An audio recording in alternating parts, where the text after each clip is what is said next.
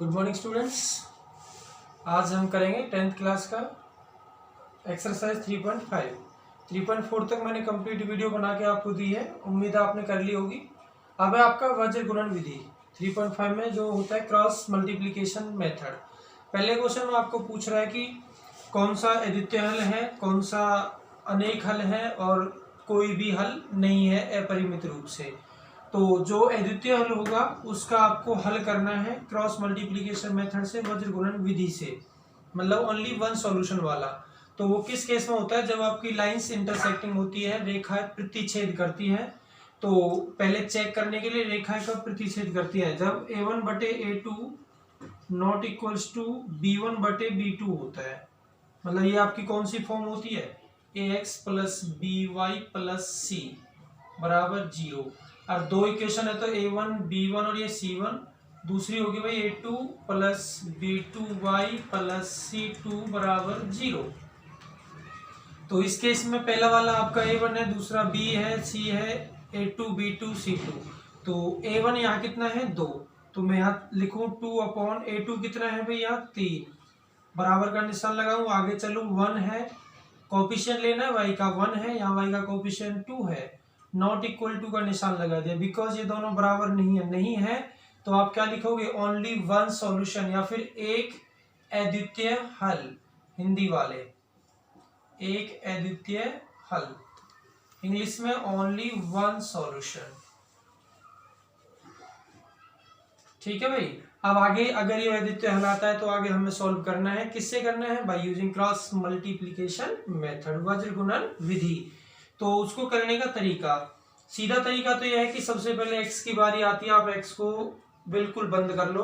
अब आपको इस y की गुना करनी है इसके साथ, इसकी गुना करनी है इसके साथ। फिर y की वैल्यू आती है तो इसके बाद नंबर आता है इसका c का, c की गुना करनी है इसके साथ और इसकी गुना करनी है इसके साथ। फिर इसको क्रॉस करेंगे, इनकी आपस में क्रॉस हो जाएगी। या फिर सीधा तरीका b1 b2 c1 c2 a1 a2 b1 b2 ये लिख के x y और 1 मतलब कांस्टेंट टर्म के लिए b1 की गुना c2 में, b2 की गुना c1 में, माइनस का निशान लगाना है। फिर इसकी इसमें माइनस में ये, इसकी इसमें माइनस में ये वैल्यूज मैंने यहाँ लिख रखी है, इससे भी आप समझ सकते हो इजीली।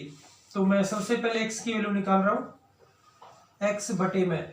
जब मैंने x की बात करूँ तो x को बिल्कुल भूल जाओ कि x है भी कहीं। 8 गुना में 1 माइनस का 8, यहाँ से भी देखोगे 1 इंटू 8 माइनस का 8। फिर 2 पंजे 10, 10 किसका है? माइनस का, एक निशान यहाँ माइनस का 10, ये हो गया बराबर y। अब की वैल्यू y की बारी आई तो यहाँ जाओ, 3 पंजे 15 और यहाँ जाओगे 5 गुना 3 माइनस का 15 और 8 इंटू 2 16 माइनस का 16 इज इक्वल टू 1 अपॉन में आप लेते हो 2 दूनी 4 माइनस 3 एकम 3, 4 माइनस 3। अब x बटे में आपका बच गया भाई माइनस का 8, माइनस माइनस क्या हो गया? प्लस 10 बराबर y अपॉन माइनस का 15 और प्लस में कितना हो गया? 16 बराबर 1/1। x अपॉन आ गया आपका 2 और y अपॉन आ गया आपका 1 इज इक्वल टू 1। ये भी इसके बराबर है, ये भी इसके बराबर है। तो मतलब मैं एक बार x अपॉन 2 बराबर 1 रख रहा हूँ, x बराबर कितना आ गया? 2। और एक बार मैं y बराबर 1 रख रहा हूं तो y की वैल्यू कितनी आ गई भाई? 1। तो x की वैल्यू 2 आ गई, y की वैल्यू 1 आ गई। ये है आपकी क्रॉस मल्टीप्लिकेशन मेथड। तीनों मेथड जो थे आपके, तीनों से एक भी क्वेश्चन आप ये सेम क्वेश्चन उठाओगे, तीनों से सेम आंसर आने वाला है आपका। पेपर में आपको पूछता है कोई सा भी एक मेथड, या तो मेथड लिख के देगा, नहीं तो आप तीनों में से जो आपको इजी लगता है उससे कर सकते हो। x की वैल्यू 2 है, y की वैल्यू 1 है, यहाँ रख के देखोगे 2 दूनी 4 और 1 5, 5 में से 5 गया 0। इसका मतलब आपका आंसर बिल्कुल करेक्ट है। अब क्वेश्चन नंबर 2 देखेंगे इसके बाद। क्वेश्चन नंबर 2 का फर्स्ट पार्ट है, ए और बी के किन मानों के लिए अपरिमित रूप से अनेक हल होंगे, मतलब मैनी सॉल्यूशन। मैनी सॉल्यूशन में किस केस में होता है मैनी सॉल्यूशन? पहले आपको ये चेक करना है, फोर मतलब लिखना है मैनी सॉल्यूशन या फिर अपरिमित रूप से अनेक हल के लिए। आपके पास होता है a1 बटे a2। जब रेखा समपाती होती है, कोइंसिडेंट होती है, तो कब होती है? a1 बटे a2 बराबर b1 बटे b2 बराबर c1 बटे c2। मतलब तीनों के तीनों कैसे होते हैं? बराबर होते हैं भाई। तो a1 के स्थान पे आपको कितना लिखना है? 2। a2 के स्थान पे a minus b is equal to 3। b1 की वैल्यू, b2 की वैल्यू कितनी है? y का कोफिशिएंट मतलब a प्लस b बराबर, ये कांस्टेंट टर्म होती है 7/3a प्लस b माइनस का 2। अब आपको क्या करना है भाई, तीनों बराबर हैं। पिछले क्वेश्चन में क्या है, क्रॉस मल्टीप्लिकेशन में मैंने इसको इसके बराबर रखा, इसको इसके बराबर रखा। आप इसमें कैसे भी कर सकते हो, पहले वाले दो ले लो, 2/a माइनस बी बराबर 3/a प्लस बी। भाई वज्र गुणा का प्रयोग करने पर 2 की मल्टीप्लाई इसमें करेंगे, 2a प्लस 2b बराबर 3a माइनस 3b। एक साइड लेके जाओगे सबको, 3a minus 3b minus 2a minus 2b और बराबर में क्या बच गया, 0। कितना बच गया भाई, a और माइनस का 5b बराबर क्या हो गया, 0। Equation number first. अब इन दोनों को बराबर कर लो या फिर इसको और इसको बराबर कर लो, जो आपका मन करे। पहले इन दोनों को बराबर कर लेते हैं हम, 3/a प्लस b बराबर 7/3a प्लस b माइनस का 2 cross 9a plus 3b minus 6 is equal to 7a plus 7b। एक साइड लेके आओ, 9a प्लस 3b माइनस का 6 है, माइनस का 7a हो गया, माइनस का 7b हो गया, बराबर में आ गया आपका 0। ये बच गया भाई आपका 2a, ये 3 माइनस का 4b और माइनस का 6 बराबर 0। 9 में से 7 गया 2 और 7 में से 3 गया 4 और माइनस का 6, 2 सब में से कॉमन आ रहा है, a माइनस 2b माइनस का 3 बराबर 0। कॉमन का मतलब है भाग कर दो सबको, 2 एकम 2, 2 दूनी 4, 2 तिया 6। आपके पास बचा ये दो इक्वेशन, ये इक्वेशन बढ़ गया आपकी second by using cross multiplication method, मतलब वज्र गुणा का प्रयोग समीकरण 1 व समीकरण 2 में करने पर। पहली इक्वेशन आपकी a माइनस 5b बराबर में वही 0 लिखा हुआ है और a माइनस 2b माइनस 3 बराबर में क्या लिखा हुआ है, 0। क्रॉस मल्टीप्लिकेशन करेंगे बिल्कुल सेम इसी मेथड से। अगर करना चाहते हो तो a का कोएफिशिएंट यहाँ कितना है, पहले ये चाहिए आपको माइनस का 5 माइनस का 2, फिर चाहिए आपको c1 c2, यहाँ 0 है, यहाँ है माइनस का 3, फिर चाहिए आपको a1 a2 1 1, फिर आपको चाहिए b1 b2 माइनस का 5 माइनस का 2। भाई यहाँ क्या होता है x, यहाँ क्या होता है y, यहाँ क्या होता है 1, इसकी गुना इसमें x के अपॉन में लिया हमने, माइनस का प्लस का 15 हो गया, ये 0 बराबर y के बटे में 0 माइनस माइनस प्लस का 3, 1 upon minus 2 plus 5 minus 2 minus minus 5 x upon 15 y upon 3 और 1 अपॉन प्लस का 5 माइनस 2 गया तो 3, x अपॉन 15 बराबर लिखेंगे 1 अपॉन 3, x बराबर 15 अपॉन 3 से 5 टाइम्स, और y अपॉन 3 बराबर लिखेंगे 1 अपॉन 3 और y is equal to 3 upon 3 से 1 टाइम। मतलब x की वैल्यू आपकी कितनी आई, 5 और y की वैल्यू कितनी आई, 1। यहाँ x y के स्थान पे आपको लिखना है a और b, क्योंकि हमने इक्वेशन में a और b ले रखा है। a b यहाँ ये लिखोगे, यहाँ भी b लिखोगे, यहाँ a b और 1, यहाँ भी जो वैल्यू निकल के आई आपकी a और b की, a और b। ठीक है भाई, ये आपका दूसरे क्वेश्चन का मतलब इसी तरीके से आपको कोई भी क्वेश्चन पूछ सकता है, अपरिमित रूप से अनेक हल पूछ सकता है, अद्वितीय हल पूछ सकता है, और कोई भी हल नहीं है उस केस में भी पूछ सकता है। तो आपको पहले पॉइंट लिखने हैं, पॉइंट लिख के बराबर करके क्रॉस मल्टीप्लाई करके इक्वेशन बनाओगे और क्वेश्चन का हल हो जाएगा। अब नेक्स्ट क्वेश्चन नंबर 4 का भाई 5 पार्ट है, 5 में से 2 पार्ट आपको सेम है बिल्कुल जो पिछली एक्सरसाइज में की हमने। सभी बच्चे मैथ जरूर यूज करेंगे, क्वेश्चन पढ़ेंगे, फिर आपका क्वेश्चन आगे करना है, आपको ध्यान रखना। पहला क्वेश्चन है, जैसे एक छात्रावास के मासिक व्यय का एक भाग नियत है, शेष इस पर निर्भर करता है कि छात्र ने कितने दिन भोजन लिया है। एक विद्यार्थी ने को 20 दिन भोजन करता है, 1000 रुपये छात्रावास के लिए अदा करने पड़ते हैं। जैसे वो क्वेश्चन था आपका लाइब्रेरी वाला। लाइब्रेरी वाले क्वेश्चन में आपको क्या करना था कि 3 दिन का किराया फिक्स है, अगले पर डे के हिसाब से देना है, वो टैक्सी वाला क्वेश्चन बिल्कुल ये सेम है। मैं एक क्वेश्चन बना के आपको दे रहा हूँ। 20 दिन के लिए पूछ रहा है, ये नियत व्यय प्रतिदिन के भोजन का मूल्य पूछ रहा है। नियत व्यय हम x मान लेते हैं, प्रतिदिन का हमने मान लिया y, तो 20y इज इक्वल टू 1000। ये आपकी इक्वेशन फर्स्ट हो जाएगी। ऐसे नियत व्यय x और 26 दिनों के लिए ये अदा कर रहा है 1180 रुपए।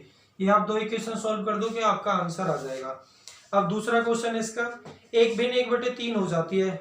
ये भी आपको आना चाहिए बिल्कुल, क्योंकि सिंपल क्वेश्चन है, भिन्न वाला है, फ्रैक्शन वाला है कि हर जोड़ दिया अंश घटा दिया, जैसे करना है आपको करना है खुद। तीसरा, यश ने एक टेस्ट में 40 अंक अर्जित किए जब उसे प्रत्येक सही उत्तर पर 3 अंक मिले तथा अशुद्ध उत्तर पर 1 अंक की कटौती की गई। यदि उसे सही उत्तर पर 4 अंक मिलते और अशुद्ध उत्तर पर 2 अंक कटते तो यश 50 अंक अर्जित करता है। टेस्ट में कितने प्रश्न थे? कुल प्रश्न पूछे गए हैं, तो प्रश्न 2 ही प्रकार के होंगे भाई, एक तो सही होगा और एक होगा गलत। तो जो आपको पूछा गया वो आप मान लोगे, माना। ये है आपका क्वेश्चन नंबर 4 का थर्ड, माना सही प्रश्न।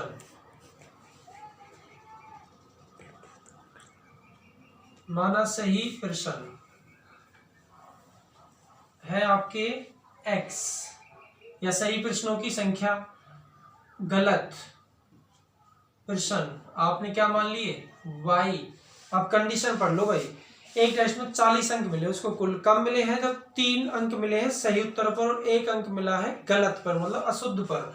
तो प्रश्नानुसार आप जाओगे, प्रश्नानुसार में जाके अकॉर्डिंग टू क्वेश्चन में जाके आप लिखोगे 3 marks for right answer and 2 marks cut reduce for wrong answer. तो सही गलत के लिए मैं डायरेक्ट इक्वेशन आपके पास दे रहा हूं आपको बना के। 3 अंक अगर सही पे मिलते हैं तो सही क्वेश्चन है कितने? x। मान के चलो 2 सही क्वेश्चन है, एक के 3 नंबर है, तो कुल नंबर कितने होंगे? 3 × 2 6 हो जाएंगे। ऐसे बिल्कुल कुल क्वेश्चन x है तो एक के लिए अंक कितने मिल रहे हैं आपको? 3, तो 3x हो गए।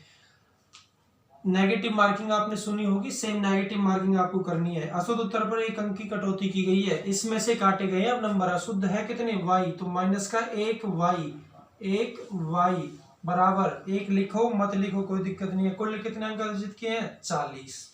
ये आपकी इक्वेशन फर्स्ट। अब ऐसे इक्वेशन सेकंड है आपकी, 50 अंक लेता है, वो कब लेता है? 4 अंक तो मिलते हैं सही पे, तो 4x हो गया, और 2 अंक किस पे कटते हैं भाई? गलत पे, इनटू में 2y हो गया, बराबर में कितना है आपके पास? 50 अंक अर्जित किए हैं भाई। Equation number second. अब समीकरण 1 व 2 को वज्र गुणन विधि से हल करने पर ये आपको लिखना है by using cross multiplication method. तो 3x माइनस वाई माइनस का 4t बराबर 0। ये हो गया आपका 4x माइनस का 2y माइनस का 50 बराबर 0। बिल्कुल रिलैक्स होके करना है, कुछ नहीं है। x निकालना है हमें, ये वाला निकालना है, इसकी गुना इसमें, माइनस माइनस क्या हो गया भाई? प्लस का 50, एक माइनस बीच में आता है, 40 दूनी 80, माइनस माइनस क्या हो गया? प्लस, बराबर y के बटे में y लिया 40 गुना 4 160, किसका होगा? माइनस का होगा, एक माइनस यहाँ आता है। 50 गुना 3 150, किसका है? माइनस का, माइनस माइनस क्या हो गया? प्लस 150 बराबर 1 के बटे में, ये कांस्टेंट टर्म 3 × 2 6 माइनस का 6 और माइनस माइनस कितना हो गया? प्लस का 4। तो करो भाई, x बटे में माइनस का 30 बच गया, y के अपॉन में माइनस का 10 बच गया और 1 के अपॉन में माइनस का 2 बच गया। अब x अपॉन माइनस का 30 इज इक्वल टू रखोगे आप -1/2। भाई माइनस से माइनस क्रॉस, 30 इधर गया, x इज इक्वल टू 30/2। 2 से कितने टाइम्स? 15 टाइम्स। अब आगे y अपॉन माइनस का 10 इज इक्वल टू -1/2। ऐसे ही माइनस से माइनस यहाँ भी कट गया, y इज इक्वल टू 10/2 और 2 से कितने टाइम्स? 5 टाइम्स। मतलब y की वैल्यू कितनी है? 5। उसने कुल क्वेश्चन पूछे आपको, तो कुल क्वेश्चन तो दोनों को जोड़ के बनेंगे ना, सही और गलत को। तो आप लिखोगे कुल प्रश्न बराबर सही प्लस में गलत। तो सही वाले कितने आए आपके पास? 15 प्लस में 5 बराबर 20। अतः उसके अंदर कुल 20 सही क्वेश्चन थे। अब नेक्स्ट क्वेश्चन देखते हैं। क्वेश्चन नंबर 4 का भाई चौथा क्वेश्चन है, बड़ा इंपॉर्टेंट सा है और समझने लायक है। ये कह रहा है आपसे, एक राजमार्ग पर दो स्थान ए और बी है, 100 किलोमीटर की दूरी पर है। मतलब एक ए ले लिया आपने और एक ले लिया बी, इन दोनों के बीच की जो दूरी है वो 100 किलोमीटर है भाई। वो कितनी है? 100 किलोमीटर। एक कार ए से तथा दूसरी कार बी से एक समय पर चलना प्रारंभ करती है। एक कार यहाँ से चलेगी, एक कार यहाँ से चलेगी, एक ही साथ चलना प्रारंभ कर रही है। और यदि ये कारें भिन्न भिन्न चालों से एक ही दिशा में चलती है तो वे 5 घंटे पश्चात मिलती है। भिन्न भिन्न दिशा मतलब भिन्न भिन्न चाल से एक ही दिशा में चल रही है, ए भी इधर चल रही है और बी भी इधर चल रही है, दोनों को मिलना भी है। कितने बाद मिलना है? 5 घंटे बाद मिलना है। ए ने चलना स्टार्ट किया भाई, फिर बी ने भी एक साथ किया, तो सिंपल सी बात है, जब दोनों मिलेंगे तो बी की चाल तो कम रहनी चाहिए। बी की चाल कम होगी तभी तो ए इसके पास पहुंच पाएगा। मैंने मान लिया दोनों यहाँ मिल गए, ए और बी दोनों के दोनों का मिलन हो गया यहाँ। कितने घंटे पश्चात? 5 घंटे पश्चात। एक फॉर्मूला आपके पास है, क्या है? Time is equal to distance upon speed. Distance upon speed मतलब समय बराबर दूरी बटे चाल। समय बराबर दूरी बटे चाल, उसका यहाँ प्रयोग थोड़ा सा करना है। कैसे करेंगे भाई? जब दोनों एक स्पीड से चली, मैं लिख रहा हूं यहाँ जो आपके पास समय है वो है 5। दूरी मैंने अगर एक कार की निकालता हूं, मैंने ए मान ली वहां, और चाल मैंने एक्स मान ली, तो ये कितनी होगी भाई? 5x। ए के द्वारा तय की गई दूरी 5x है, और ऐसे ही बी के द्वारा समय तो बराबर है, 5 घंटे बाद ही मिल रहे हैं दोनों को। b बटे में मैंने इसको मान लिया y, तो ये कितना हो गया भाई? 5y। मतलब यहां से यहां तक जो इसने दूरी तय करी ये तो है आपकी 5x, और यहां से यहां तक जो इसने दूरी तय करी ये है आपकी 5y। दूरी की बात कर रहा हूं मैं, 100 भी क्या है? दूरी है।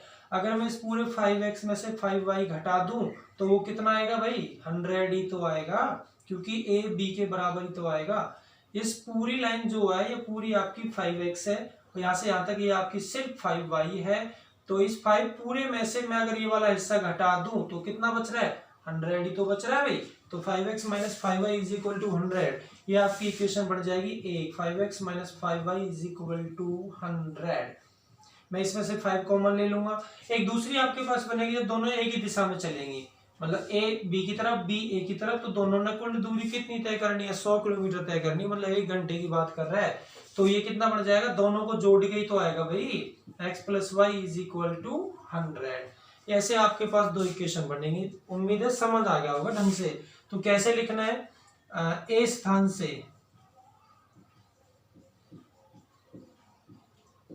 चलने वाली कार की चाल कितनी मान ली? x kilometre per our. याद रखना, यूनिट लिखनी बहुत जरूरी है। और बी स्थान से चलने वाली कार की चाल आपने क्या मान ली? y kilometre per our. कैसे जाओगे? प्रश्नानुसार जाएंगे भाई। और कैसे जाएंगे? प्रश्नानुसार में क्या होता है? समय बराबर दूरी बटे चाल, ये आपको लिख देना है पहले। समय बराबर दूरी बटे चाल। यहां लिखोगे आप, जब दोनों कार है, दोनों कार भिन्न भिन्न चालों से एक ही दिशा में चलती है, एक ही दिशा में चलती है, तो क्या होगा? तो आपको ये लिखना है बिल्कुल जो मैंने यहां समझाया है। इक्वेशन आपकी 5x minus 5y is equal to 100।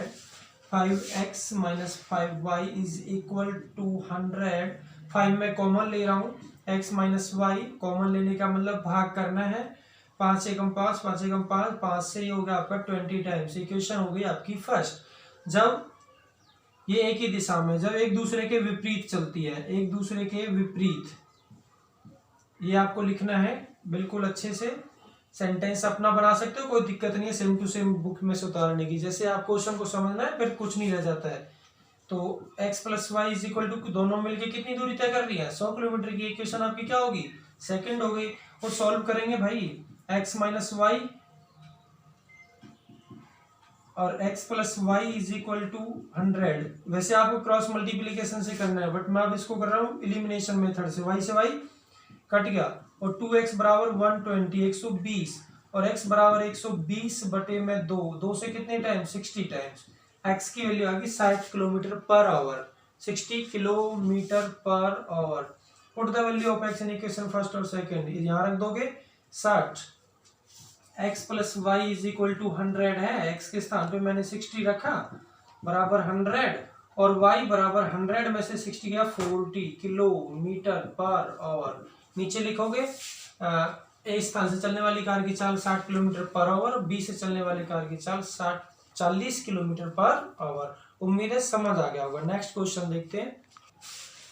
Question number 4 का 5वां पार्ट है भाई। एक आयत का क्षेत्रफल 9 वर्ग इकाई कम हो जाता है, मतलब रेक्टेंगुलर की बात कर रहा हूँ मैं। इंग्लिश मीडियम वाले भी मैथ उठा के देखेंगे भाई, मैथ में से पढ़ना है आपको। एक आयत का क्षेत्रफल 9 वर्ग इकाई कम हो जाता है कब? जब उसकी लंबाई 5 इकाई कम कर दी जाती है और चौड़ाई 3 इकाई बढ़ा दी जाती है। चौड़ाई बढ़ा रहा है, लंबाई कम कर रहा है। यदि हम लंबाई को 3 इकाई और चौड़ाई को 2 इकाई बढ़ा दें तो क्षेत्रफल 67 वर्ग इकाई बढ़ जाता है। आयत की विमाएं ज्ञात कीजिए। विमाएं का मतलब है लंबाई और चौड़ाई। तो माना, क्या मानना है? आयत की लंबाई, let the length of rectangular is x। आयत की लंबाई x इकाई लिखोगे आप। माना आयत की चौड़ाई, वो क्या लिखोगे? y इकाई लिखोगे आप। प्रश्नानुसार जाते हो, प्रश्नानुसार में क्या लिखना है आपको? क्षेत्र, यहाँ लिख दूं मैं क्षेत्रफल। आयत का क्षेत्रफल कितना होता है? लंबाई गुना चौड़ाई, तो मतलब x गुना y। ये क्या बन गया? वर्ग इकाई, मतलब स्क्वायर यूनिट, स्क्वायर यूनिट। ये आपका क्षेत्रफल हो गया। क्वेश्चन कह रहा है कि 5 इकाई, यदि लंबाई 5 इकाई बढ़ जाती है, लंबाई 5 इकाई कम कर रहा है, कम, व चौड़ाई 3 इकाई बढ़ा रहा है भाई, मतलब इंक्रीज कर रहा है, इंक्रीज का निशान है। तो मैं लिखूं, देखो क्वेश्चन के अनुसार आपका जो क्षेत्रफल है वो 9 इकाई कम हो जाता है, 9 वर्ग इकाई। तो भाई सिंपल से समझना है, लंबाई में से 5 कम कर दिया, ये लंबाई तो मान रखी है, चौड़ाई में 3 जोड़ दिया, इंक्रीज कर रहा है मतलब जोड़ दिया। लंबाई गुना चौड़ाई क्या बन गया? क्षेत्रफल बराबर किसके आना चाहिए? क्षेत्रफल के आना चाहिए। क्षेत्रफल लिख दिया। अब क्षेत्रफल में कितना कम हो रहा है? 9 कम हो रहा है, माइनस में 9 कर दिया। दोनों की मल्टीप्लाई करो, एक्स वाई प्लस का 3x, इसकी गुना इसमें, इसकी गुना इसमें, माइनस का 5y माइनस का 15 is equal to x y minus का 9। एक्स वाई से एक्स वाई कट गया, सेम साइन है, कट जाते हैं। ये बचा आपका 3x माइनस का 5y is equal to minus का 9 प्लस का क्या हो गया 15, और मैं लिखूं 3x minus 5y is equal to 6। Equation number first, ये थी आपकी कंडीशन फर्स्ट, मतलब शर्त नंबर 1। हिंदी वाले शर्त लिखेंगे, इंग्लिश वाले कंडीशन। अब शर्त नंबर 2 में आपसे कह रहे हैं, शर्त नंबर 2 है भैया आपकी, यदि हम लंबाई को 3 इकाई चौड़ाई को 2 इकाई बढ़ा दे, बढ़ा रहा है दोनों केसेस में, जो लंबाई है वो आपकी 3 इकाई इंक्रीज कर रहे हैं और चौड़ाई को भी, चौड़ाई कितनी इंक्रीज कर रहा है? 2 इकाई, 2 इकाई चौड़ाई को इंक्रीज कर रहा है। तो कंडीशन के अनुसार लंबाई को मैंने बढ़ा दिया 3, चौड़ाई को भी मैंने बढ़ा दिया 2, लंबाई गुना चौड़ाई, लेंथ इनटू ब्रेड्थ, क्या हो गया? क्षेत्रफल हो गया। क्या हो गया भाई? क्षेत्रफल को क्षेत्रफल के बराबर x इंटू वाई, ये क्षेत्रफल है, वर्ग इकाई मतलब एरिया है। अब इसमें से कितना इंक्रीज हो रहा है? ये हो रहा है आपका 67 प्लस में 67, गुना करो एक्स वाई प्लस का 2x प्लस का 3y प्लस 3 2 जा 6, x y plus 67, x y से x y cancel out, 2x plus 3y is equal to 67 में से 6 तो 61 हो गया। इक्वेशन नंबर सेकेंड, समीकरण 1 व 2 को हल करने पर, इक्वेशन फर्स्ट और सेकंड को सॉल्व करने पर, क्रॉस मल्टीप्लीकेशन से करते हो तो x 3x minus 5y minus का 6 बराबर हो गया आपका 0, और ये बन गया आपका 2x प्लस 3y माइनस का 61, ये बराबर आपका हो गया 0। तो x अगर लेते हैं तो x के बटे में क्या आएगा? 5 गुना में ये 5 1 जा 5, 305।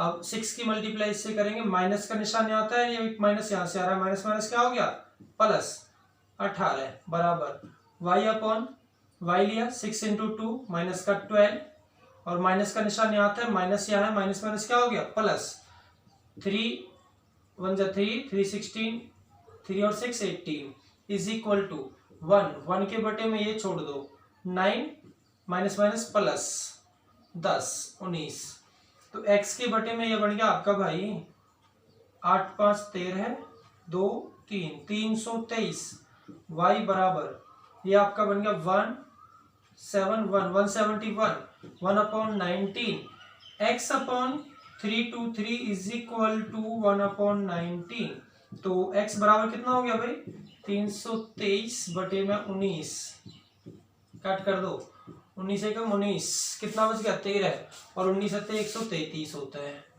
17 आ गया। ठीक है भाई।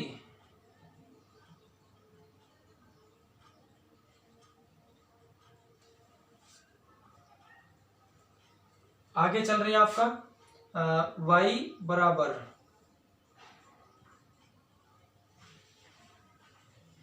एक बटे y upon 171 is equal to 1 upon 19 और y इज इक्वल टू आपका हो गया 171 अपॉन 19 से कितने टाइम्स 9 टाइम्स। ठीक है भाई। तो आपकी जो लेंथ है x की वैल्यू है 17 तो आपको लिखना है length of the rectangular park is आयत की लंबाई बराबर 17 इकाई और y बराबर 9 मतलब जो चौड़ाई आई वो आएगी आपकी 9। तो बेटा आपका 3.5 एक्सरसाइज पूरी कंप्लीट हो चुकी है। तो आप उम्मीद है कि पूरा ढंग से होमवर्क करोगे क्योंकि मैं बिल्कुल स्कूल की तरह एक भी क्वेश्चन छोड़ नहीं रहा हूँ, पूरा कैलकुलेशन आपको दे रहा हूँ। तो आप ढंग से करोगे, मुझे पूरी उम्मीद है कि अब जब स्कूल ओपन होगा तो आपको कोई दिक्कत नहीं होनी चाहिए। Thank you.